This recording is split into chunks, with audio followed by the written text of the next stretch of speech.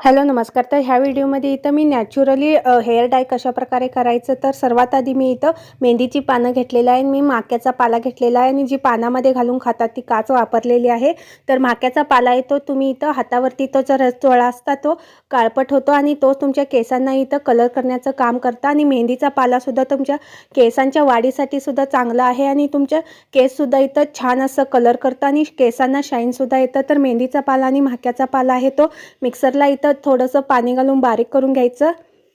आणि ही जी पेस्ट आहे तुम्ही इथं लोखंडाच्या कढईमध्ये, तव्यामध्ये किंवा तुमच्याकडे जर लोखंडाचं भांडं असेल तर त्यामध्ये इथं भिजत ठेवायचं आहे. 8 तासासाठी किंवा 1 दिवसासाठी भिजत ठेवायचं आहे. लोखंडाचं वापरायचं म्हणजे ह्यामध्ये लोहाचं प्रमाण जास्त असतं आणि ते तुमच्या मेहंदीला किंवा त्या पेस्टला कलर येण्यासाठी मदत करतात. तर अशा प्रकारे हेअर डाय तयार झालेला आहे. आता इथं नॅचरल हेअर डाय तयार झालेले आहे. ही जी हेअर डाय आहे तुमच्या केसांवरती अप्लाय करायचं आणि अर्धा तासासाठी